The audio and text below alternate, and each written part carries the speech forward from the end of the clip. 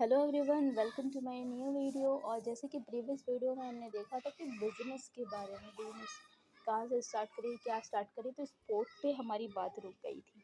तो जब हमने चूज़ कर लिया कि हमें बिजनेस में स्पोर्ट करना है, तो हमें ये पता करना होगा कि स्पोर्ट की बेसिक नीड्स क्या होती है। तो स्पोर्ट्स की कुछ बेसिक नीड होती है। सबसे पहले हमें मार्केट रिसर्च करना पड़ता है। जैसे स्पोर्टिंग जो गुड्स होते हैं, इंडस्ट्री जो ट्रेंड्स में चल रही हैं, वो कौन कौन से इंडस्ट्री जो हैं वो ट्रेंड्स में चल रही हैं स्पोर्ट मार्केट में, क्योंकि हमने उसी बिजनेस को चुना हुआ है। ठीक है, तो एक मार्केट रिसर्च करना बहुत ज़्यादा ज़रूरी है। उसके बाद हमें उससे उसके जो कॉम्पिटिटर है, इस फील्ड के जो कॉम्पिटिटर है, उनके बारे में थोड़ी सी जानकारी लेनी पड़ेगी कि वो जो स्पोर्ट के हैं वो कौन कौन से गुड्स बनाते हैं, किस तरह के गुड्स बनाते हैं।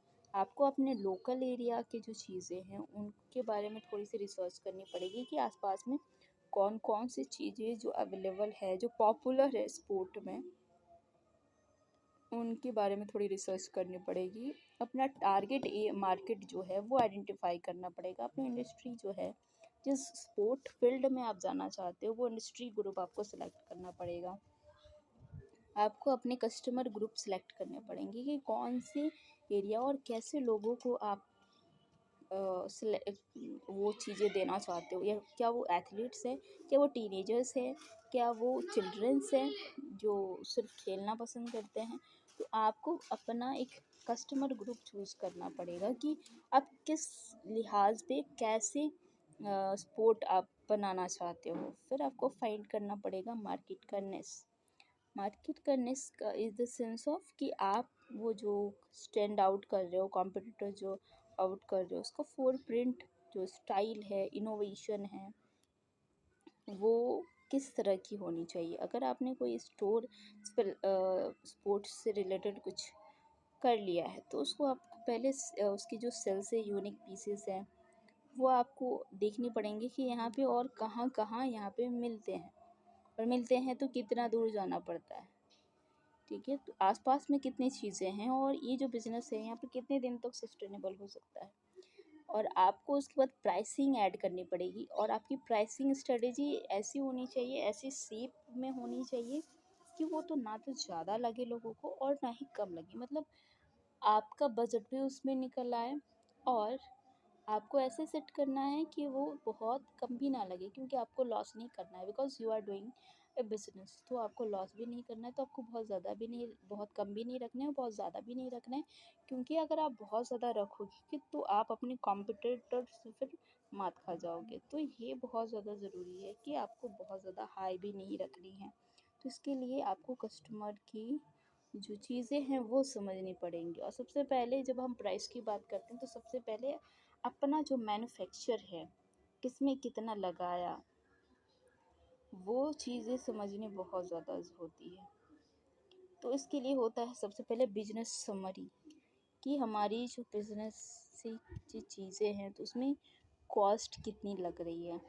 क्योंकि आप जब बिजनेस स्टार्ट करते हो तो सबसे इम्पोर्टेंट यही होता है ना कि अब आपकी जो इनिशियल कॉस्ट है पोर्टिंग गुड्स स्टोर के लिए, वो क्या रहेगी। तो उसमें जो होता है, उसमें बहुत सारी चीज़ें होती है। जैसे लीगल फीस होती है, इंश्योरेंस आपको करना ही चाहिए जब आप बिजनेस कर रहे हो।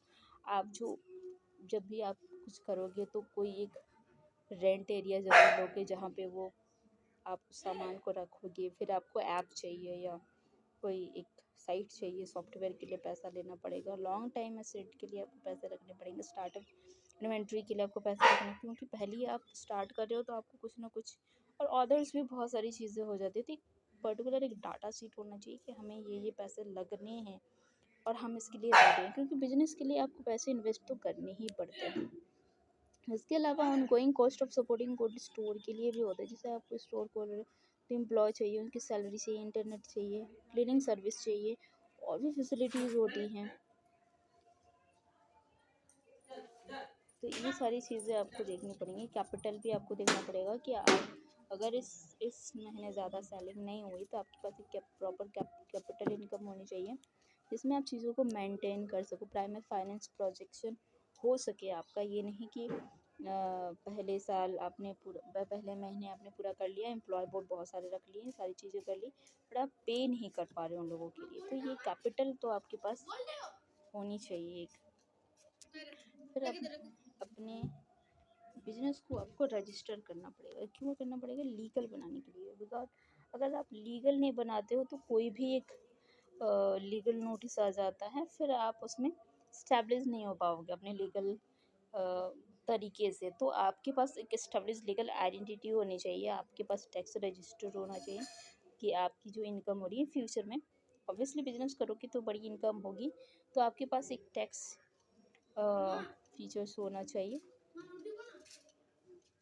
आपको बिजनेस बैंक अकाउंट अलग रखना चाहिए आपको, जब क्योंकि उसके जो पैसे होते हैं वो सिर्फ उसी में आने चाहिए, आपके अलग आने चाहिए। ये नहीं कि आप ही के अकाउंट में पैसे भी आ रहे हैं, आपके भी पैसे हैं, बिजनेस के भी पैसे हैं, नहीं ऐसे नहीं होने चाहिए। बिजनेस का एक अलग अकाउंट आपको ओपन करना चाहिए और वो बिजनेस अकाउंट ही होना चाहिए। कुछ लाइसेंस आपको परमिट लेनी पड़ेगी, जैसे उसमें कुछ लाइसेंस होते हैं, जिस चीज़ के आप बना रहे हो उस चीज़ के लाइसेंस आपके पास होनी चाहिए। आपके पास आपकी जो चीज़ें हैं, जो गुड्स बना रहे हो उसके लिए सर्टिफिकेट्स होने चाहिए कि आप वो चीज़ जो बना रहे हो वो बेस्ट है, वो यहाँ से सर्टिफाइड है। और आप साइन अप कर लो किसी भी इंश्योरेंस से, क्योंकि हर एक चीज़ का कुछ पता नहीं होता है, कब कब वो कौन सी चीज़ बिगड़ जाए। तो एक लाइफ इंश्योरेंस जैसे लाइफ की होती है, उसे प्रोडक्ट इंश्योरेंस भी होता है, बिजनेस इंश्योरेंस भी होता है कि अगर कभी वो लॉस में चला गया तो फिर वो इंश्योरेंस वाले उसकी भरपाई करते हैं, तो आपको कुछ अमाउंट देना पड़ता है, वो इंश्योरेंस आपकी प्रॉब्लम्स को सॉल्व करते हैं अगर कुछ इंसिडेंट हो गया तो। जनरल लाइबिलिटी इंश्योरेंस इसमें भी रहती है, बहुत सारे इंश्योरेंस होते हैं, आपको वो सब ज़रूर करना चाहिए। अदर नोटेबल इंश्योरेंस भी होते हैं, तो ये सब चीज़ें ज़रूर करनी चाहिए। और कम्युनिकेशन शॉप में आपको एक POS सिस्टम में इन्वेस्ट करना पड़ेगा। वो क्या होता है, जैसे कोविड-19 में हमने देखा है कि लोग इधर से उधर नहीं जा पा रहे थे, तो उस टाइम पे लोग किस में आ गए थे, इंटरनेट शॉपिंग में सारे आ गए थे। तो ये यहाँ पे इन्वेस्ट करने का बहुत अच्छा रिजल्ट करता है कि लोग एक नहीं हज़ारों लोग और लाखों लोग, दुनिया भर के लोग इसमें आपको आपकी चीज़ों को देख सकते हैं।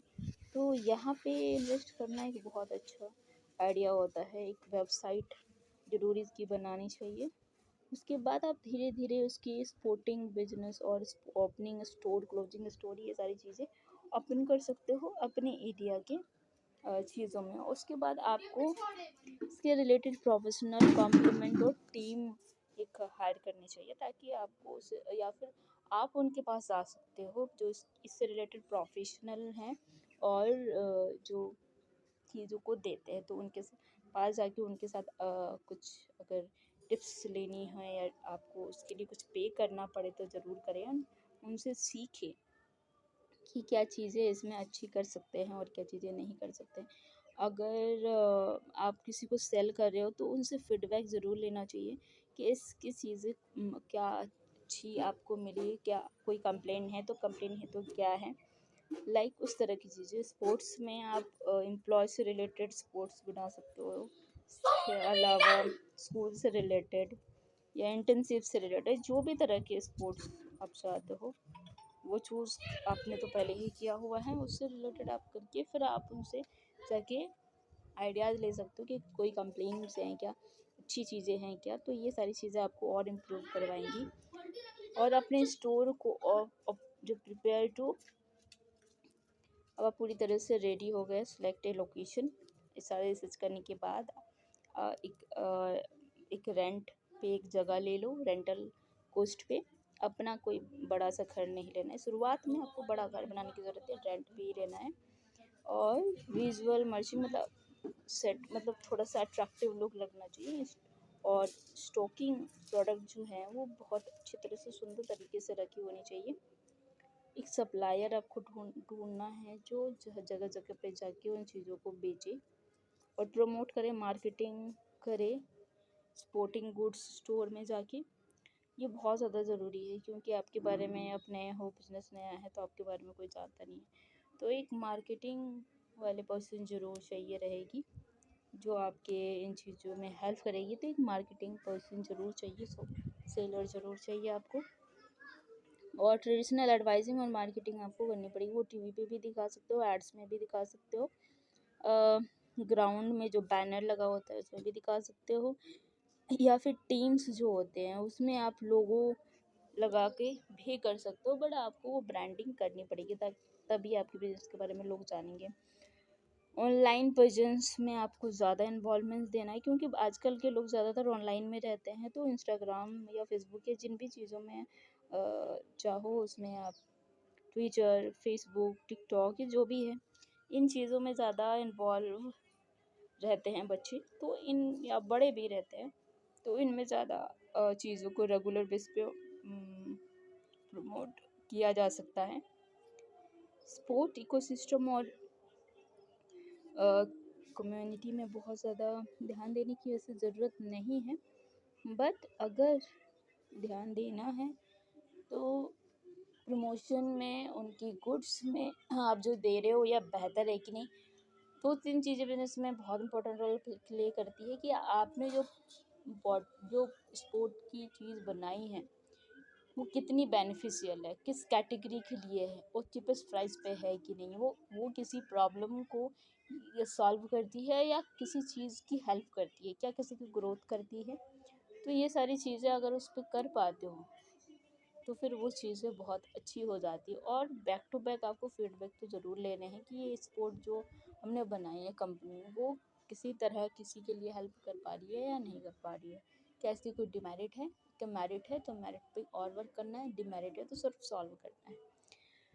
तो एक सवाल आता है फिर कि are sporting goods store profitable, क्या ये प्रॉफिटेबल होते हैं? यस, बहुत प्रॉफिटेबल होते हैं। अभी के अगर टेक्सटाइल की बात करें, जो स्पोर्टवेयर इंडस्ट्री होती है वो 62 बिलियन की पहुंच चुकी है। और ये 2015 जो थी 2015 से ये लगातार क्या कर रही है, इंक्रीज कर रही है, और ये 2025 तक 100 बिलियन तक पहुंच जाएगी। तो ऑफ कोर्स इसमें बहुत ज़्यादा बेनिफिट है, प्रॉफिटेबल बिजनेस है। और इस पे अगर सही से ध्यान दिया जाए, क्योंकि अभी के लोग बहुत ज़्यादा बिज़ी हो गए हैं लाइफ में और मोबाइल में बहुत ज़्यादा व्यस्त हो गए हैं, तो मोबाइल की लत को छुड़ाने के लिए भी स्पोर्ट एक बहुत इम्पोर्टेंट रोल प्ले करने वाला है इन फ्यूचर। स्पोर्ट हमें हेल्दी रखता है, हमें बहुत सारी प्रॉब्लम से दूर रखता है, हेल्थ के प्रॉब्लम से दूर रखता है, हमें हमेशा फिट एंड हेल्दी रखता है, हमें लाइफ के जो फेलियर जो एक वर्ड है जिसको एक्सेप्ट नहीं करना पसंद करता है कोई, उससे रूबरू कराता है और उसको ईजियर बनाता है कि it's okay to fail, it's okay to win, it's okay. तो हार जीत से उतना मतलब और उतना बहुत ज़्यादा लगाव नहीं रखना है। हार गए कोई बात नहीं, नेक्स्ट टाइम जीत जाएंगे, जीत गए कोई बात नहीं, नेक्स्ट टाइम हार सकते हैं, तो इट्स ओके। तो ये सारी चीज़ें जो माइंड और मेंटल एंड फिजिकल जो बेनिफिट हमें करवाती है, तो ये एक बहुत इंपॉर्टेंट रोल प्ले करने वाली है, करती ही है।